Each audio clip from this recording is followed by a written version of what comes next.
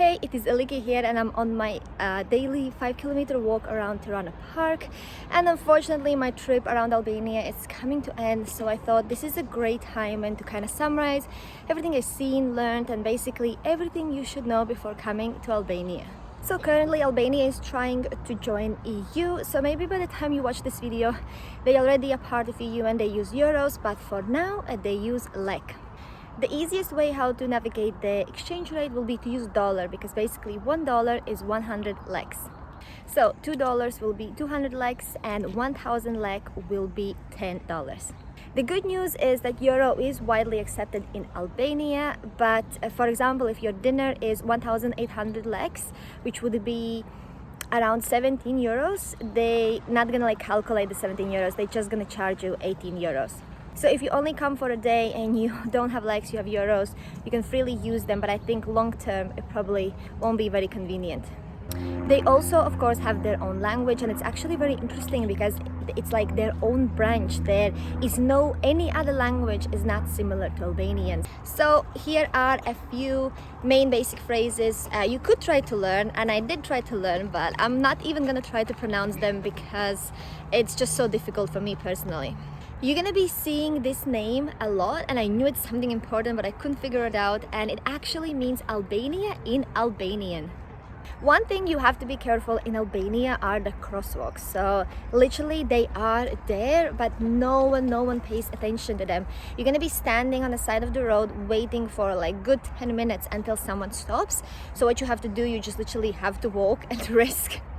It's not bad, it's like really bad. Like, I have to mention this because literally everyone ignores crosswalks, so be careful with that. Which leads me to my next point, driving in Albania. And I rented a car a few days, went south, north, cities, and people are just such an aggressive drivers. Everyone is trying to cut in all the time. For the first 15 minutes I just had to adopt by just understanding that from all the sides everyone will gonna try to cut in, and it can be quite stressful at the first, but then once you get used to it, it's okay. But I consider myself a very confident driver. I've been driving since I remember myself, so I feel like if you don't feel confident driving, especially in other countries, renting a car, like Albania is definitely going to be a very stressful place to do it. And that's maybe more about the cities, but then we were driving in this house and like the car is just gonna stop at the middle of the road, like a big main busy road, and the car is just gonna stop, and you don't know if they're gonna stop for 1 minute, 20 minutes, and then you have to wait until you can pass it. Like, it's a proper situations that can cause accidents. So yeah, definitely you have to be very vigilant when driving in Albania. But the drives are beautiful. You all the time have mountains around you. Like, wherever you're gonna go, you're gonna have mountains around you, and it's just such a scenic ride all the time. I've been when I'm on a main road, no one is stopping, no one is trying to cut in. I've actually enjoyed driving in Albania.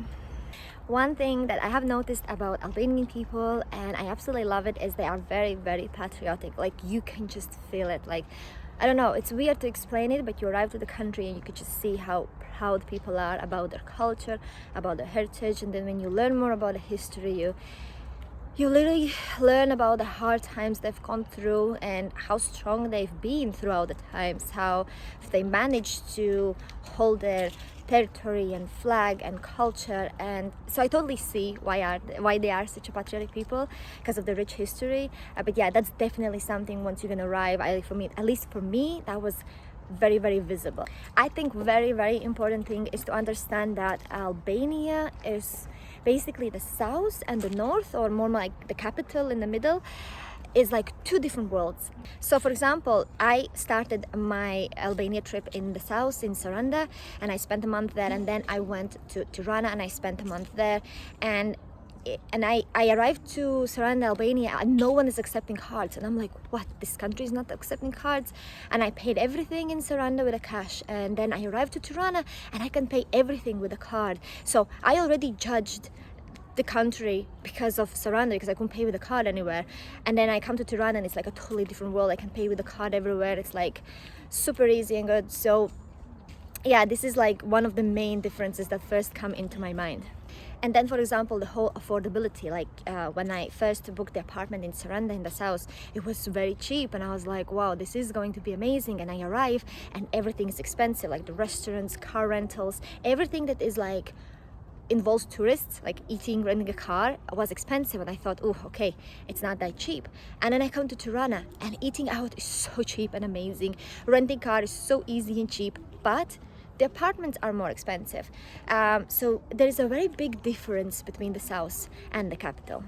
Just to comment on the cash situation, because that's quite important if you come to Albania, is that in Tirana, yes, in most places you will be able to pay with the card, but for example, little things like coffee or cake, because they do have like cafes that just sell coffee, or little cake shops, yeah, so if you're buying like a little things, then they won't accept the card too. So in Tirana, still like 10% you can't, like they're not gonna accept the card, but yeah, in Tirana most places you can pay with the card, but in south it's like a cash paradise. You need cash.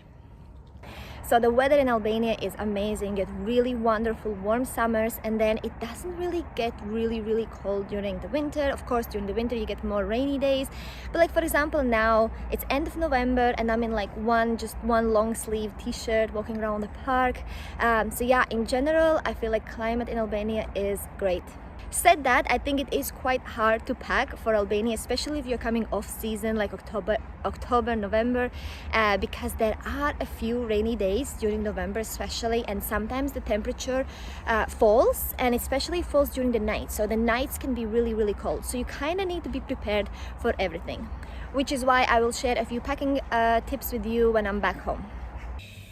So you're probably more used to seeing me with a backpack, but in Europe I actually prefer to use suitcase, and Level 8 sent me this wonderful suitcase. They are sponsoring this video, so big thanks to them. And yeah, they sent me this absolutely amazing suitcase in this beautiful olive green color, and the quality is so good. When you start to travel with a good quality suitcase, that like absolutely changes your traveling.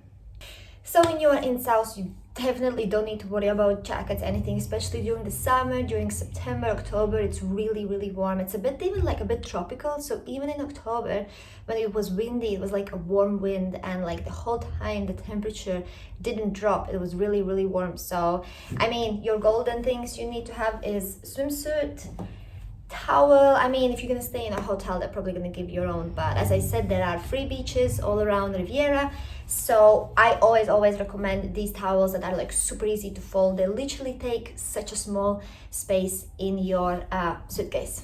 My magic trio: hat, sunscreen, and sunglasses. Like I literally don't leave a house without them, or like on a trip I could never ever go on a trip without these three things. It is really warm in Albania still in September, and summers are hot, so you literally can do shorts and t-shirt until like end of October. So I did have jeans with me, and I did wear jeans on a few times like late in the evening when I'm going for a dinner, but honestly I could easily do with the shorts. It's just because I had jeans, so I put on the jeans on the evening. But I also had like a little jacket, and I promise you don't even need a jacket, so I would like just always wear a t-shirt with jeans, and that was like totally completely enough. In November my go-to was actually this little jumper. So it's like it's not like very thick, it's just like a light, nice, comfy jumper that I have. And then if it got colder a few days, I have my big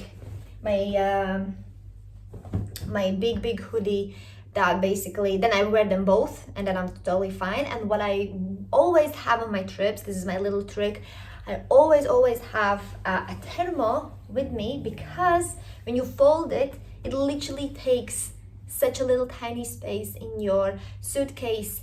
And yeah, so it doesn't take a lot of space, but it really keeps me warm in case there are this occasional 1 or 2 days when the temperature really drops.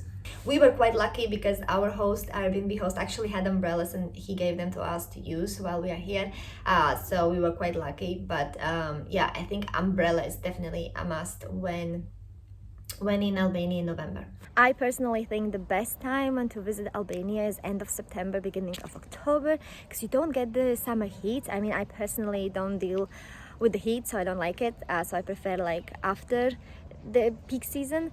So yeah, I feel like that time, end of September, beginning of October, is less tourists, have perfect weather, but still like really warm to go to the beach. Like I was going to the beach in November, so it's still really nice and warm, but you don't get the tourist crowds. So just a few practical things if you're planning your trip to Albania.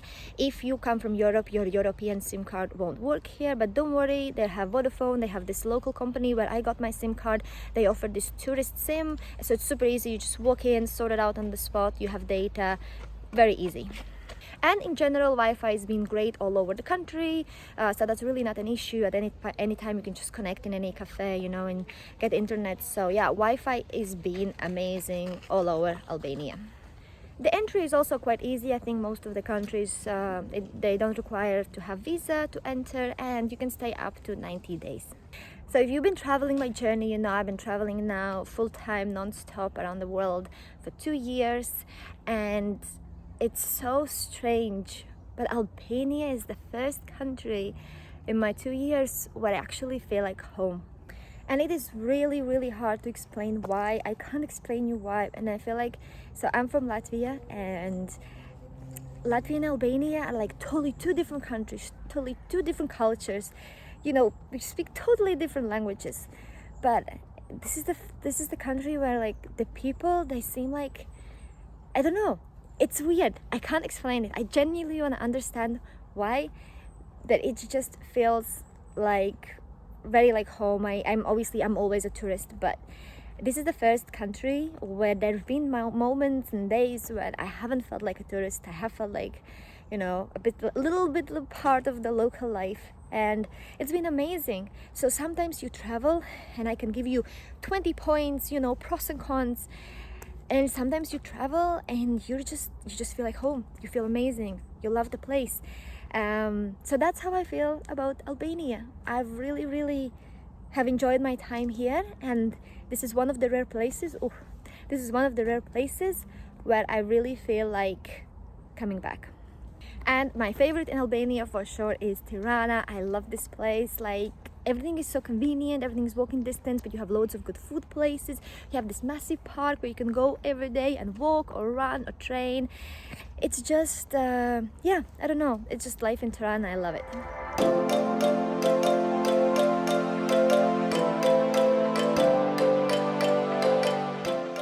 Okay, quick one for the record. So it's dark, it's around 10. I mean, I'm on the street where there are lights and everything, but like it's super safe. I'm not worried about taking my phone out. Like, I'm walking alone. I was hungry, so I got some takeaway food, and yeah, it's super chill.